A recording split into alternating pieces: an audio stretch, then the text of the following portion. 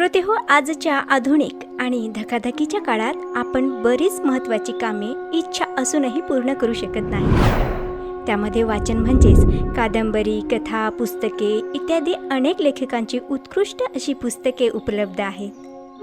आपण ते विकत घेतो व मिळवितो, परंतु ते वाचन करायचे बऱ्याचदा आपल्या आजच्या व्यस्त कार्यशैलीमुळे राहूनच जाते.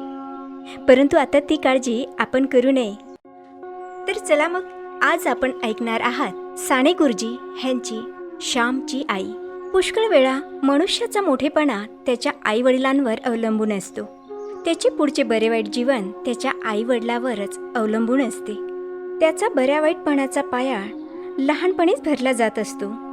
पाळण्यात असतानाच, आईच्या खांद्यावर खेळत असतानाच पुढील जीवनाच्या विकासाचे बी पेरले जात असते.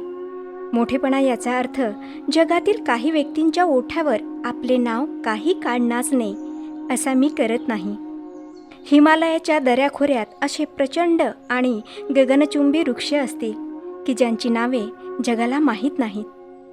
रानावनातील कानाकोपऱ्यात असे एखादे रमणीय आणि सुगंधित फूल फुललेले असेल की ज्याचा पत्ता कोणाला लागलेलाच नाही.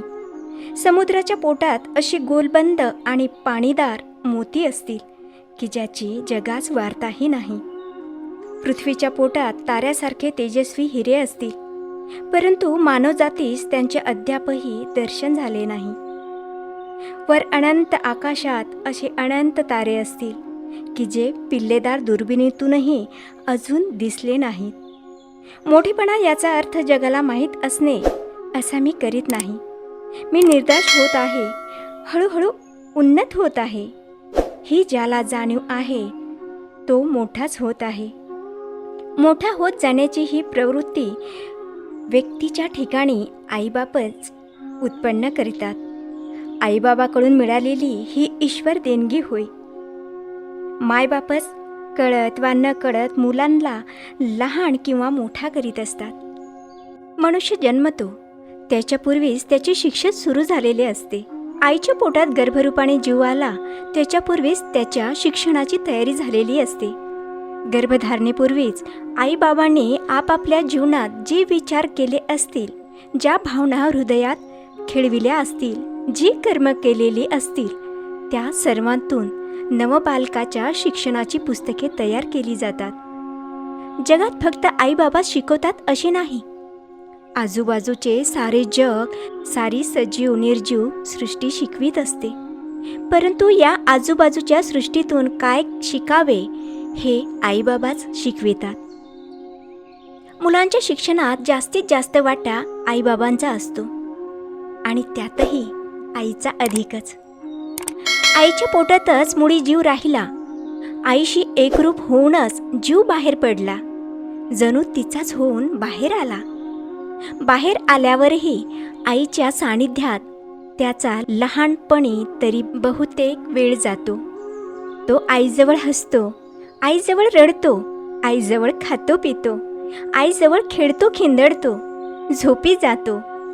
आईजवळ त्याची उडबस सुरू असते. म्हणूनच खरी शिक्षणदात्री आईच होय. आई देहही देते आणि मनही देते.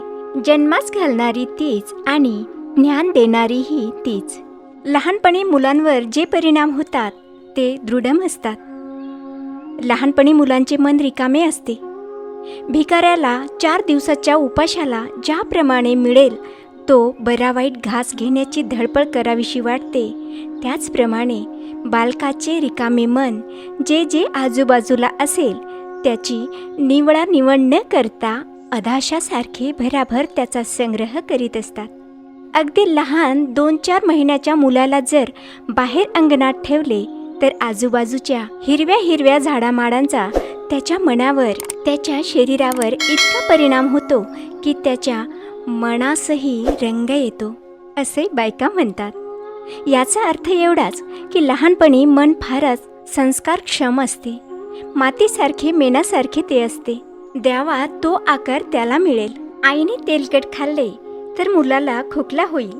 आईने उसाचा रस, आंब्याचा रस खाल्ला तर मुलाला थंडी होईल. त्याचप्रमाणे आईने मुलास आदळआप केली, भांडण तंटण केले तर मुलाच्या मनास खोकला होईल. परंतु ही गोष्ट आया विसरतात. आईचे बोलणे, चालणे, हसणे, सवरणे, मुलाच्या आसमंतात होणाऱ्या आईच्या सर्व क्रिया म्हणजे मुलाच्या मनाचे, बुद्धीचे, हृदयाचे दूध होय. मुलाला दूध पाजताना आईचे डोळे मत्सराने लाल झालेले असतील तर मुलाचे मनही रागीट होईल.